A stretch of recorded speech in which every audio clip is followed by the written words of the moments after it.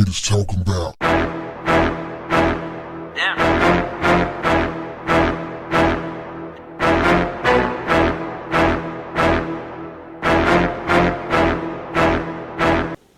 What's up, family? Chaka Khan stopped by the Steve Harvey show on Wednesday, and she had a little something to say about the current state of music. Steve asked her, what did she think was missing in today's music? And Chaka wasted no time going in. Talent, Chaka quickly replied. Sincerity, the reason, and initiative. Why am I here on this stage? Really speaking and loving all these people en masse. Elsewhere in the interview, things really got interesting, at least for me, when she started talking about her 1984 hit, I Feel For You, that was written by Prince. She talked about how it came about and how it almost got away from her. She said that they were in the studio and they were playing songs for the album, and she heard that song About to Get Away, and she was like, oh my God, I feel for you. I love that song. And she said that the song had featured Melly Mel from Grandmaster Flash and the Furious Five. The song was also on the movie Breaking. But the big part of it was that it featured Melly Mel, and Chaka Khan was thrown off by his guest appearance. This is 1984. This is before rap really caught its footing and it hit mainstream. Got to think about it. This is when a lot of R&B artists didn't want to be associated with rap artists at all. I mean, serious. They was like snubbing rap artists, like turning their noses up. And so she said she walked in the studio and she just heard somebody saying her name over and over again. Chaka Khan, Chaka Khan, Chaka Khan, let me rock you. Let me do this, let me do that. And she was like, whoa, what is this person talking about? Let me do this, let me do that. And she said she was a recovering Catholic. So at the time, she was really thrown off, but she didn't talk about how she actually warmed up to it. At least I didn't catch that part. She didn't talk about how she warmed up to the song. But in any event, that is the most memorable part of the song. Chaka Khan, Chaka Khan, Chaka Khan, let me rock you. That's dope. That was a dope song. Still is a dope song. Funny how songs are made. Some of the things that happens in the making of songs, a lot of times it'd be like the most abstract thing, and it really it's the little bitty thing that just make the song, just put the song over the top. And I really do believe in this situation, it was that Chaka Khan, Chaka, kept saying the name over. I mean, y'all know how it go. But moving on. After the interview was over, there was a number of people who was chiming in, and they were agreeing with Chaka Khan for the most part that, talent is missing. Sincerity in the music is missing. The reason, the initiative, where is the lie? I see it all the time. Of course, if you say too much, they'll be, oh, you hate, oh man, yada, let the youngsters have it, and da. And I get it. That's why sometimes it throws me off not sometimes, all the times I'm thrown off when people just say today's music. I don't think that's fair to the artists who are representing in today's music, who are really good at what they do. There are a lot of great artists today. We just don't hear them. And there are some that we do hear, and they are represented. I don't have to say the names. Y'all know who they are. There are some good artists, great artists out there. Some very good artists out there. And time will, I think, reward them as legends. I love my legends. When the Chaka Khans, the Isleys, the Police, the Doobie Brothers, oh my God, Hall & Oates, Duran, Marvin Gaye, Aretha, Smokey, Stevie, man, the list goes on. It's not even fair to just start naming names, because I've missed at least a few hundred great artists throughout the years. And when I got in the game, I remember when Ghetto Boys, we first put out the album out with me, Brad, Bill, and Reddy Red. A reporter from the Houston Chronicle asked us, he said, what do y'all want to do after y'all make it? Like, what are you gonna do? And how long do you want to do this? And I remember answering the question. In fact, that wasn't the reporter part of it. That was me and Brad having a private conversation. That was our private conversation part. This was after the interview.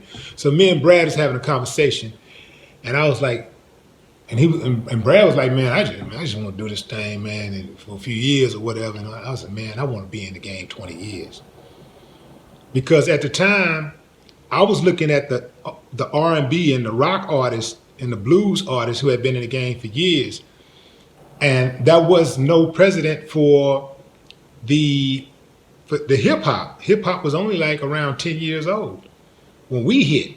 So I could only look at the R&B artists and the rock artists and the jazz artists and the blues artists. And I was like, I want to be a legend. I want to be like them. So, and I felt like the ones that I respected the most had been in the game, around 20 years. So I was like, I want to be like that. I want to be in the game at least 20 years. I want to be a legend. And hey, I stuck with it and I got rewarded. So there's a few people out there who think I did good enough to call me a legend, and I appreciate that. Now, having said all of that, I do believe this. I do believe that we really have to make sure we salute our youth a little bit more. I think that we need to be a little bit more supportive of the ones who do, and a little less critical, I do believe, of the ones who don't. I mean, I'm gonna tell you why. One of the big reasons why a lot of the artists today, the hip hop artists, can't freestyle, they don't know how to give a good show. They lip sync. I've seen hip hop artists actually, lip sync used to be one of the things you try to fool people, right? They don't even try to fool people anymore. They will actually be rapping and you can hear the whole track behind them, the full track. It ain't turned down or nothing. The lyrics not turned down. It's regular track that you hear on the radio. And they're rapping and they will stop rapping and let the song keep rapping for them. They'll light up a joint, get on the cell phone while they're on the stage, go to the bathroom, come back, jump out in the audience, get back up, and then catch back up with the song.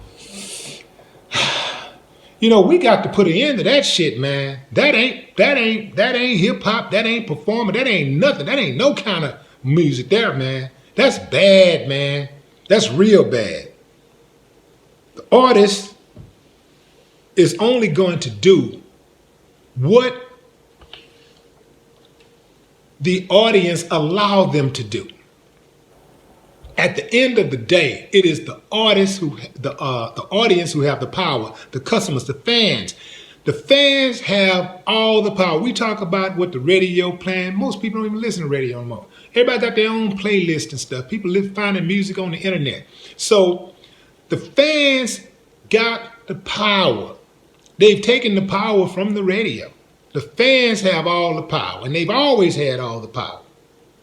The artists are only going to make music, well, not all artists, but most artists who are in it for the reasons that Chaka Khan mentioned, are only going to make music that they feel can sell, or that they feel they can get a deal with. And the executives are only going to sign artists who make music that they feel that they can sell. Who are they selling it to? You, the consumer.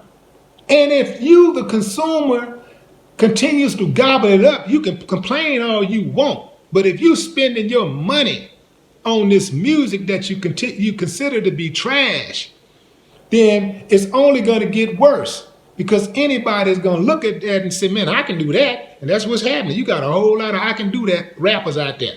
I can do that. And just go out there and do it because they can do it. So people getting on just jumping on the train, it ain't really a matter of talent most of it ain't really a matter of talent. It's really a matter of jumping on a train that's already moving, and you can just jump on there and just do any kind of old shit. And that's what we are for the most part. The biggest difference today and yesterday is that there's not enough diversity. There's always been sucker MCs. There's always been garbage artists out there. But the garbage wasn't at the forefront. You know, it would blow in, the trash would blow in every now and then. And you hear a little corny ass song once or twice a year on the radio. Now it's like all corny and maybe one or two songs that really has substance, that's dope. So that's what we are now. So when you start talking about the artist is whack, you really can't put that on the artist. Because I bet you it's a lot of artists out there that I know that are more intelligent, that can make better music. But now there's garbage ones out there for sure. But there are also artists out there that can definitely make better music, but they got to dumb it down to meet fan demand. So ultimately it is the fans that call the shots. Ain't nobody putting no gun to the fans' heads and saying, buy this record. Nobody's putting a gun to their heads and making them buy that $100, $200, $300 ticket to watch an artist play at a festival. I'm with Chaka all the way.